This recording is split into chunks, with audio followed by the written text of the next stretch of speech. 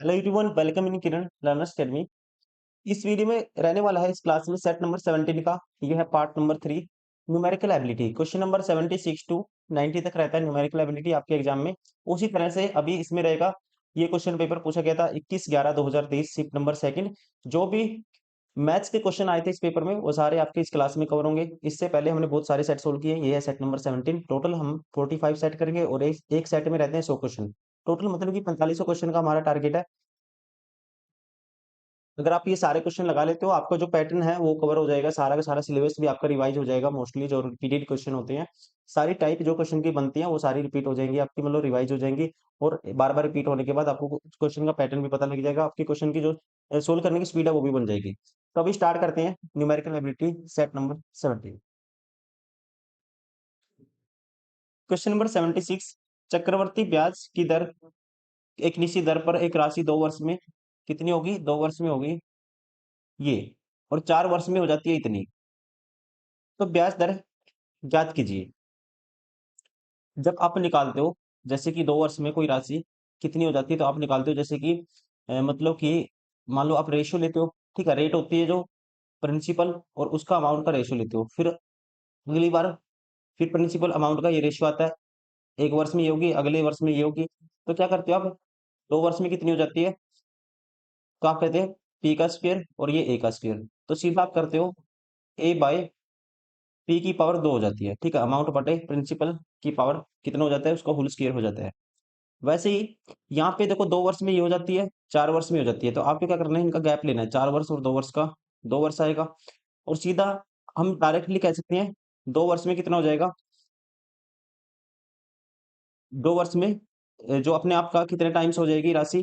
11,712.8 है। पॉइंट हटाएंगे, नीचे जीरो आएगी और ये 9,680 के आगे एक जीरो लगा देंगे। ये हो जाएगा ये 2 वर्ष में कह सकते हैं। हर वर्ष इतने टाइम्स हो जाती है। 2 वर्ष में अपने आप का ये राशि कितनी होगी? आप कहेंगे अमाउंट बटे प्रिंसिपल का होल स्क्वायर, इसके बराबर है। तो हर वर्ष में मतलब कितनी होगी? 2 वर्ष में इतनी हो जाएगी अपने आप का। हर वर्ष में क्या होगी? इसका डायरेक्ट आप क्या कर दोगे? रूट कर दोगे।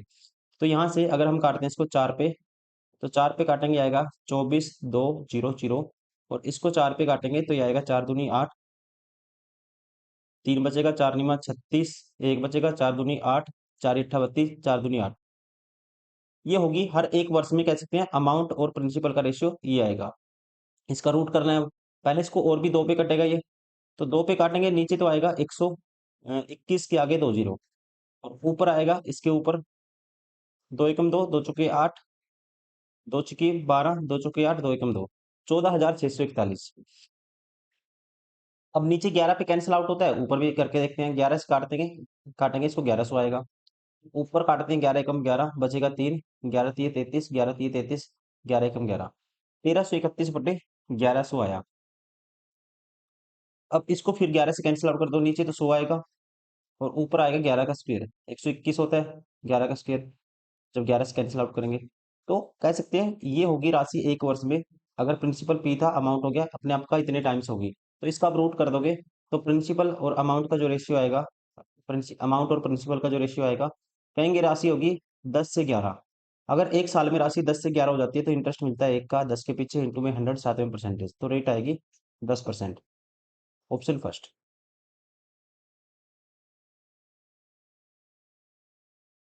Question number 77। यदि बास्केटबॉल की पेंटिंग लागत 2.5 सेंटीमीटर स्क्वायर है, तो 14 सेंटीमीटर व्यास वाले बास्केटबॉल को पेंट करने के लिए आवश्यक लागत रुपए में कितनी होगी? देखो दोस्तों, बास्केटबॉल क्या होता है, इसका कुल पृष्ठीय क्षेत्रफल निकालेंगे। गोल होता है, तो गोले का जो पृष्ठीय क्षेत्रफल होता है ये होता है 4 pi r square. 4 pi r square, pi की वैल्यू 22/7 और आर की वैल्यू, तो 14 सेंटीमीटर व्यास है तो आर होगी इसका आधा, 7 का स्क्वायर, 7 गुना 7। अब ये होगा इसका सरफेस एरिया, कुल पृष्ठीय क्षेत्रफल। अब लागत क्या है? पर पेंटिंग लागत 2.5 सेंटीमीटर स्क्वायर है, तो इतने की लागत होगी 2.5 से। इसको मल्टीप्लाई भी कर दोगे। अब इसको सोल्व करना है। 7 से 7 कैंसिल। अब 2.5 को अगर मैं 4 से गुना करता हूँ तो आता है हमारे पास 10 आता है। ठीक है, तो ये दोनों मिलके 10 बना देंगे। और 22 सत्ता 154 होता है, 154 गुना आप करोगे 10, तो ये आएगा 1540। Option third. क्वेश्चन नंबर 78, यदि 800 रुपये पर 4 वर्षों वर्ष वर्ष का और 600 रुपये पर 2 वर्ष का साधारण ब्याज एक साथ मिलाकर 280 रुपये है। 800 रुपये पे 4 वर्ष का और 600 रुपये पे 2 वर्ष का एक साथ मिलाकर दोस्तों ब्याज कितना है? 280। तो ब्याज दर ज्ञात कीजिए। मान लो ब्याज की जो रेट है आर परसेंट है, तो 800 पे रेट है आर परसेंट, आर बाई 100 करोगे आप 4 वर्ष के लिए, ये होगा इंटरेस्ट। और यहाँ पे 600 पे 2 वर्ष के लिए आर बाई 100 और गुना 2 करोगे, 2 वर्ष है तो ये होगा प्रिंसिपल इंटू मूलधन गुना दर गुना समय क्या होता है बटे 100, सिंपल इंटरेस्ट होता है। ठीक है, क्या होता है? साधारण ब्याज होता है। तो ये बराबर है 280 के। तो यहाँ से आर की वैल्यू आपको बतानी है। अब देखिए, 2 जीरो से 2 जीरो कैंसिल, यहाँ पे 8 चौका 32 आर आया, प्लस 2 जीरो से 2 जीरो कैंसिल, 6 दूनी 12 आर बराबर है 280। 32 और 12 दोस्तों आप कहेंगे 44 आर। 44 आर की वैल्यू अगर 280 है तो आर की वैल्यू क्या आएगी? 44 बटे में आएगा। इसका हाफ करते हैं 140, इसका हाफ करते हैं 22, इसका हाफ करते हैं 70 आएगा और इसका हाफ करते हैं 11 आएगा। 11 पंजे 55, 11 छीक 66 बचेगा 4/11। 6 सही 4/11। राइट आंसर होगा option first. Question number 79, 150 metre की दौड़ में आर एस को 9 मीटर से हरा देता है। ठीक है, यदि एस 15 मीटर की शुरुआत बढ़त लेती है तो उनके दौड़ में बराबरी पर रहने के लिए दौड़ कितनी लंबी मीटर होनी चाहिए? देखिए, 150 मीटर की दौड़ में मान लो ये 150 मीटर की दौड़ है, 150, इसमें आर है जो एस को 9 मीटर से हरा देता है। हराता कौन है? आर। किसको? एस को। आर एस को 9 मीटर से हरा देता है, मतलब जब आर यहाँ पे पहुंचेगा, इसमें एस कहाँ पहुंचता है दोस्तों? 9 मीटर कम पहुंचता है, मतलब एस पहुंचेगा यहाँ पे। मान लो ये गैप कितने का? 9 मीटर का। टोटल 150 है। अब कहता है यदि एस 15 मीटर की शुरुआती बढ़त लेती है, बट अगर एस को हम देते हैं बढ़त कितने की? 15 मीटर की। अब की बार आर यहाँ से स्टार्टिंग करेगा और एस यहाँ पे खड़ा है 15 मीटर की बढ़त के साथ। तो आपको बताना है तो उनके दौड़ में बराबरी पर रहने के लिए दौड़ कितनी लंबी मीटर में होनी चाहिए? क्वेश्चन आपको समझ में आ गया? लैंग्वेज क्या है? देखिए, अब यहाँ से मैं ये कह सकता हूँ, अगर मैं इनकी दूरी डिस्टेंस का रेशियो लेता हूँ, डिस्टेंस का रेशियो जब कह सकते हैं आर 150 दौड़ेगा तो एस कितना दौड़ पाएगी? एस दौड़ पाएगी 9 कम 141।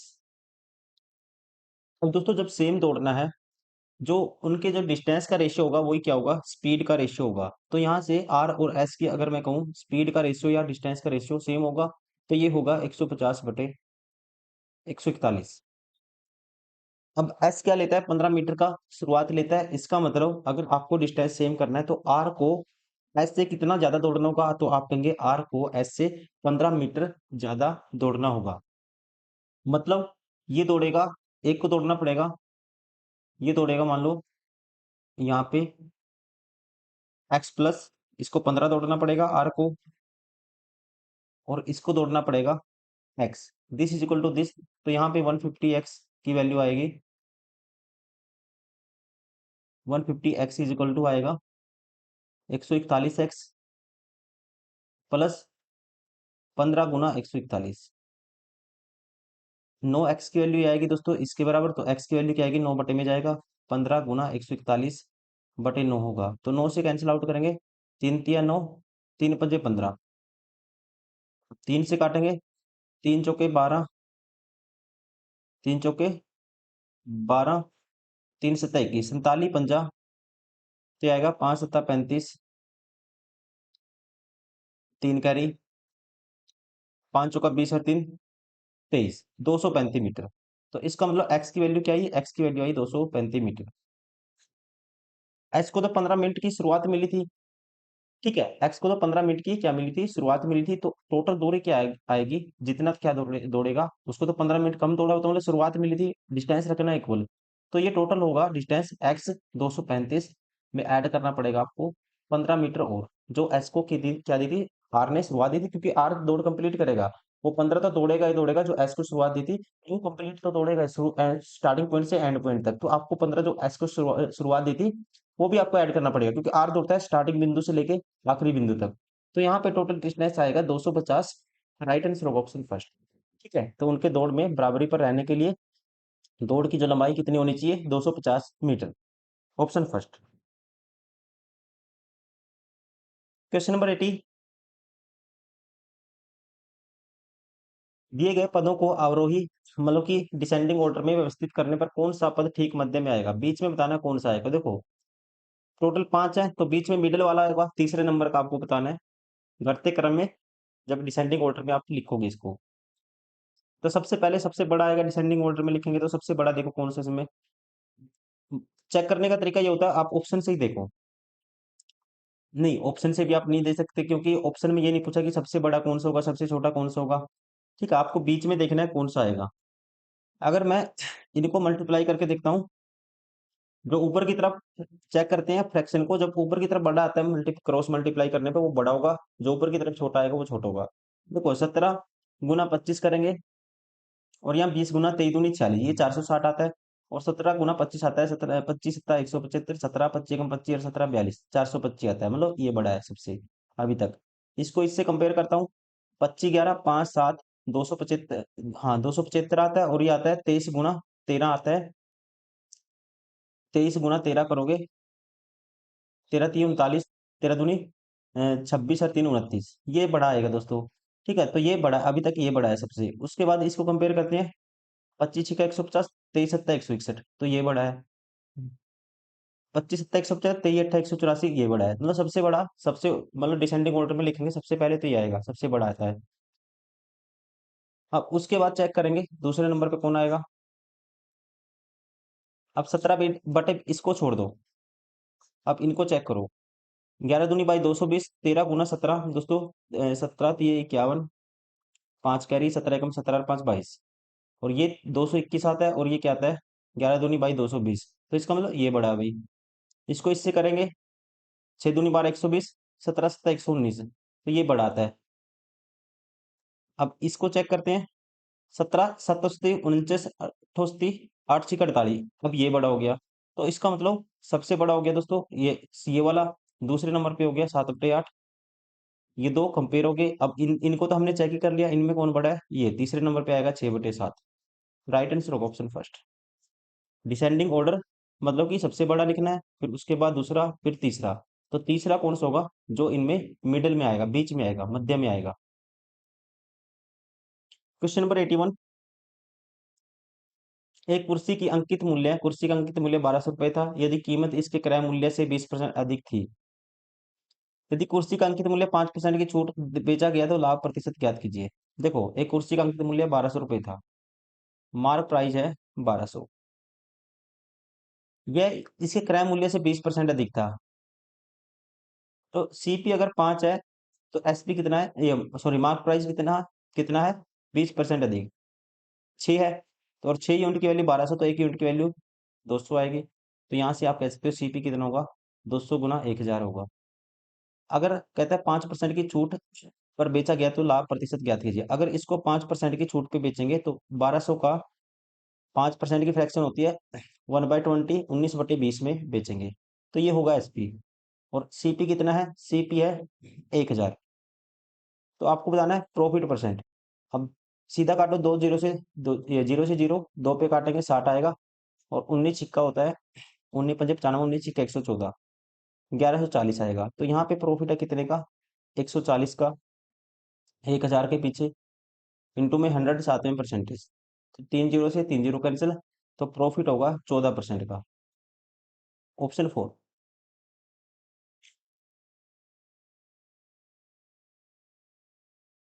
Question number 82। वह सबसे बड़ी संख्या कौन सी है जो 48 92 और 140 को पूरी तरह से विभाजित कर सके। सबसे बड़ी, तो ऑप्शन से उठाओ सबसे बड़ा इनमें से कौन सा है दोस्तों, सबसे बड़ा ऑप्शन कौन सा है, 14। 14 से 48 भाग नहीं होता, ये ऑप्शन नहीं हो सकता। उसके बाद सबसे बड़ा 12, 12 इसको भाग करेगा, पूरी तरह से विभाजित कर सके इनको। अब देखो अगर हम देखते हैं 4 12 12 चौक 48 होता है, लेकिन 12 है जो 92 को भाग नहीं करेगा। ये भी ऑप्शन बार हो गया। 11 से तो दोस्तों इनमें से कोई भी भाग नहीं होता, ये भी बार हो गया। अब 4 देखो, इसको भी भाग कर देगा, 23 चौके 92, इसको भी कर देगा और इसको भी कर देगा। तो इसका जो सबसे बड़ी संख्या क्या होगी, एचसीएफ होगा, और एचसीएफ है 4। क्वेश्चन नंबर 83, 1 से 43 तक सभी विषम संख्याओं का औसत ज्ञात कीजिए। 1 से 43 तक सभी ओड नंबर है।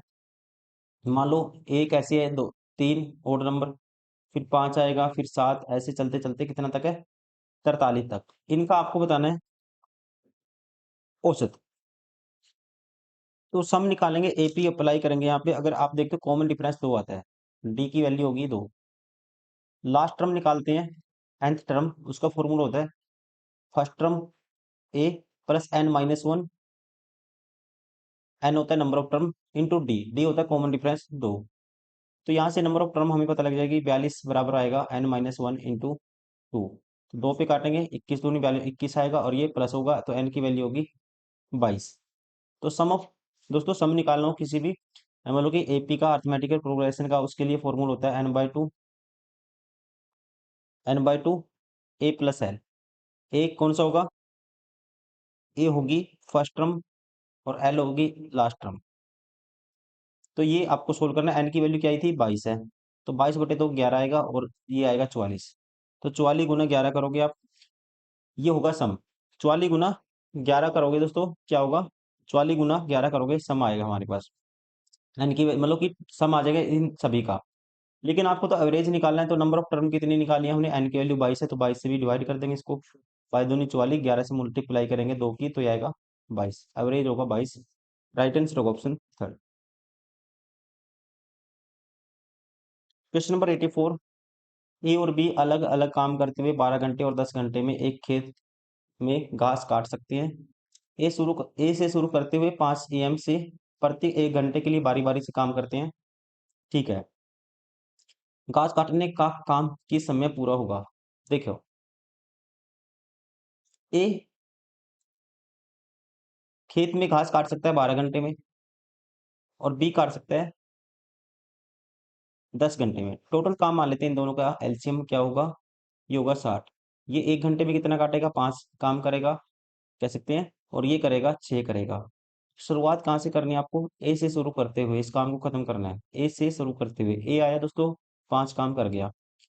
फिर उसके बाद बी आया, अगले घंटे में 6 काम कर गया, तो 2 घंटे में काम कितना हो गया, 2 घंटे में काम हो गया 11। करवाना कितना है, 60। तो इसको क्या करो, 60 के आसपास मल्टीपल 5 से कर दो, यहाँ भी 5 से करेंगे, तो 10 घंटे में काम कितना हो गया, आप कहेंगे 11 पंजे 55 हो गया। अब ए से शुरू, साइकिल कंप्लीट हो गया। अब फिर ये आएगा, ए करता है 5 काम 1 घंटे में, तो अगले 1 घंटे में 5 काम और हो जाएगा। काम था टोटल 60, अपने आप में कंप्लीट हो जाएगा, पूरा खेत घास से कट के खाली हो गया। तो टोटल घंटे कितने लगे, 11 घंटे। आपको स्टार्ट कहाँ से किया था, 12 AM, सॉरी 5 AM पे शुरू किया था उन्होंने। समय पूरा कब होगा, तो 11 घंटे इसमें जोड़ दो, तो 5 AM से 12 घंटे जोड़ेंगे, तो दोस्तों 5 PM होगा। 1 घंटा उससे पहले, तो ये होगा 4 PM। राइट आंसर होगा ऑप्शन फर्स्ट।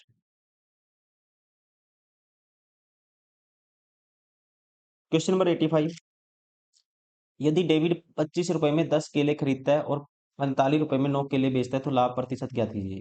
तो आपको ऐसे क्वेश्चन में निकालनी है, जैसे कि एक आर्टिकल की वैल्यू 25 रुपए में 10 केले, तो एक केला कितने खरीदेगा, 25 बटे 10 में खरीदेगा, और एक केला ये हो गया सीपी एक केले का, और बेचे कितने में, 45 रुपए में 9 बेचता है, तो एक बेचेगा 9 पंजे 45, 5 रुपए में। ठीक है, एक केला इतने में बेचता है, इतने में खरीदता है, तो सीधा काट दो, 5 एकम 5, 5 पंजो पंजो 25। तो इसको भी कर दो, 5 एकम 5, 5 दूनी 10। तो यहाँ पे 1/2 आया, क्रॉस मल्टीप्लाई करेंगे।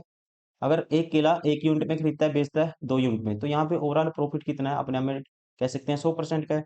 ठीक है, एक का प्रॉफिट है, एक के पीछे इंटू में 100, साथ में परसेंटेज, तो क्या आएगा, अपने आप में 100% आएगा, ऑप्शन फर्स्ट। क्वेश्चन नंबर 86, उस त्रिभुज का क्षेत्रफल सेंटीमीटर में क्या है जिसकी भुजाएं 3, 4 और 5 है। दोस्तों 3, 4, 5 बनाते हैं ट्रिपलेट। ठीक है, तो इसमें जो हाइपोटेन्यूज का ये काम करेगा 5, ये 5 होगा, इनमें से एक 3 होगा, एक 4 होगा। लेकिन आपको तो एरिया निकालना है ट्रायंगल का, 1/2 बेस, इनमें से कोई सा एक बेस होगा, एक हाइट होगा, लेकिन दोनों का लेना है प्रोडक्ट, कोई फर्क नहीं पड़ेगा। 3 गुना 4 करेंगे 12 का आधा करेंगे 6, एरिया आएगा 6। राइट आंसर होगा ऑप्शन सेकंड। क्वेश्चन नंबर 87, 448 636 का एचसीएफ 48 और 36 के एचसीएफ का डैश गुना है। देखो, इनका जो एचसीएफ आएगा, इनके एचसीएफ का कितने गुना है ये आपको बताना है। इनके एचसीएफ का कितने गुना है ये आपको बताना है। तो इनका तो एचसीएफ हाईएस्ट कॉमन फैक्टर आपको डायरेक्टली दिख जाएगा, 12 3 36 होता है, 12 चौक 48 होता है। तो ये है 100, 112 चौक 448, 112 तिये 336। तो यहाँ से जो एचसीएफ आएगा 112। अब इन दोनों का दोस्तों हाईएस्ट कॉमन फैक्टर क्या आता है? 36 और 12, सॉरी 36 और 48 में 12 आता है। तो इसका जो एचसीएफ होगा ये 12 होगा। अब कहता है ये इस वाले का, छोटे वाले का कितने टाइम से जो बड़े वाला है, तो के की वैल्यू आपको बतानी है। तो 112/12 करोगे तो इसको काटते हैं 4 पे, 28 चौका 112 होता है, 4 पे काटेंगे 4 3 12, 28/3। राइट आंसर होगा ऑप्शन फर्स्ट। क्वेश्चन नंबर 88, यदि एक लंबवृत्त बेलन के आधार की त्रिज्या 20% बढ़ जाती है, त्रिज्या आर बढ़ेगी 20%, 5 से 6 होगी, और ऊंचाई 30% कम होगी, मतलब कि 10 से 7 होगी, तो इसके आयतन में कितने प्रतिशत की वृद्धि होगी? आयतन क्या होगा दोस्तों? पाई आर स्क्वायर एच होगा। तो पाई तो दोनों में कैंसिल आउट होगा, ठीक है, कोई फर्क नहीं पड़ेगा। तो पहला एक वॉल्यूम V1, ये V2, तो वॉल्यूम होता है पाई आर स्क्वायर एच, पाई तो कॉमन आ जाएगा, तो यहाँ पे आर स्क्वायर मतलब 5 का स्क्वायर 25, और हाइट क्या थी पहले 10 थी, और यहाँ पे वॉल्यूम क्या आएगा 6 का स्क्वायर 36, और हाइट क्या है 7 है। तो यहाँ पे ये होगा और यहाँ पे ये होगा, तो अब इनको कैंसिल आउट करते हैं। ये आएगा 2 पे काटेंगे 5 आएगा, 25 पंजा 125, 2 पे काटेंगे 18 सत्ता 126। तो वॉल्यूम इंक्रीज होगा एक का 125 के पीछे, इंटू में 100 साथ में परसेंटेज। तो 25 चौका 100, 25 पंजा 125, 4/5 का इंक्रीज हुआ। इसकी फ्रैक्शन होती है 0 पॉइंट, कह सकते हैं 0.8% इसको बोला जा सकता है, ठीक है। परसेंटेज में ये 0.8% में क्या हुआ है? इंक्रीज हुआ है, ना कि डिक्रीज। कौन सा है? ये नहीं ऑप्शन होगा, ये नहीं होगा, ये नहीं होगा। राइट आंसर होगा ऑप्शन 4, 0.8% का क्या होगी? इंक्रीज, इंक्रीज होगा, वृद्धि होगी। क्वेश्चन नंबर 89, 30 48 96 150 के एलसीएम के अंकों का योग क्या होगा? देखो, एलसीएम के अंकों का योग पूछा है, अगर एलसीएम पूछा होता ऑप्शन में हम करके, जरूरी नहीं है कि हमें सोल्व करना पड़ता, लेकिन अभी आपको करना ही पड़ेगा ताकि गलती ना हो। 30 है, फिर 48 एलसीएम निकालना है इनका 96, और फिर 150। 2 पे काटते हैं 15 आया, 2 पे काटा 24, 2 पे काटा 48, 2 पे काटा 75 आया। फिर 2 पे काटेंगे, ये तो 15 ही रहेगा, ये 12 होगा, ये 24 होगा, ये 75 रहेगा। अब इनमें से मैक्सिमम क्या कॉमन आएगा? आप कहेंगे इनमें से 2 की पावर 4 कॉमन आ जाएगा, ठीक है, तो सीधा 4 कॉमन लेंगे। 15, ये आएगा 4 तिये 12, और 4 छिका 24, ये आएगा 75। तो फिर इसमें से एक दो को 3 कॉमन ले लो। 3 पंजे 15, 3 एकम 3, 3 दूनी 6, 3 पे काटेंगे 25। अब इनमें से 5 कॉमन लेंगे, तो ये आएगा 1 2, और ये पंजो पंजो 25, ठीक है। एलसीएम क्या आएगा दोस्तों? 4 तिये 12, 12 चौक 48, 48 गुना 5, 10/2 लिख सकते हैं 48 को, तो ये आएगा 240। 240 गुना करना है 5 दूनी 10, तो ये होगा 2400। एलसीएम आएगा 2400, 2400 का जो सम ऑफ डिजिट करना है, 2 और 4 6 आएगा। राइट आंसर होगा ऑप्शन सेकंड। क्वेश्चन नंबर 90, एक सेल्समैन अपनी पूंजी के 1/4 पर 2%, पूंजी के 1/2 पर 4% और शेष पूंजी पर 10% प्रतिफल कमाता है, उसकी पूंजी पर अर्जित प्रति लाभ की औसत दर ज्ञात कीजिए। देखो, यहाँ पे 1/4 है, यहाँ फ्रैक्शन है 1/2 और शेष, तो यहाँ पे टोटल इन दोनों का दोस्तों क्या मानेंगे? मैक्सिमम 8 है पावर, तो 8 मान लेते हैं टोटल पूंजी, पी की वैल्यू मान लेते हैं, टोटल पूंजी मान लेते हैं 8। यहाँ पे 8 में से कहता है इसका 8, 8 में से डिवाइड करेंगे, इसका 1/4 2 पे कमाता है प्रॉफिट कितना? प्रतिफल 2%। इसका 1/2 करेंगे 4, 4 पे कमाता है 4%, और बच गया 2, उस पे कमाता है 10%। तो उसकी पूंजी पर अर्जित औसत बताना है, लाभ का औसत क्या होगा? लाभ का औसत क्या होगा ये आपको बताना है। तो मिनिमम वैल्यू कोई भी उठा लो, मान लेता हूँ 4% है मिनिमम यहाँ पे। तो यहाँ पे दोस्तों 4% से कितना कमाया? आप कहेंगे 2 कमाया, 2%। 2% कम आया, टोटल 2 बंदे हैं, 2 गुना 2 करेंगे, 4% की कमी आई यहाँ पे। और यहाँ इन ज़्यादा आया कितना, 6% एक्स्ट्रा आया, तो टोटल 2 बंदे हैं, 6 दूनी 12% एक्स्ट्रा आएगा। यहाँ पे 2 दूनी 4 कम, यहाँ 12 एक्स्ट्रा, तो कहेंगे 8% क्या आएगा, एक्स्ट्रा आएगा। 8% क्या करना है, मिनिमम उठाए थे 4, इसमें ऐड करना है। अब 8% सभी में इक्वल बांटेंगे जो एक्स्ट्रा आया। टोटल बंदे कितने हैं, 4 2 6 2 8 हैं, तो 8 से डिवाइड करेंगे 1%, तो 4 में 1% ऐड करोगे, ओवरऑल जो प्रॉफिट होगा ये होगा 5%। राइट आंसर होगा ऑप्शन 4।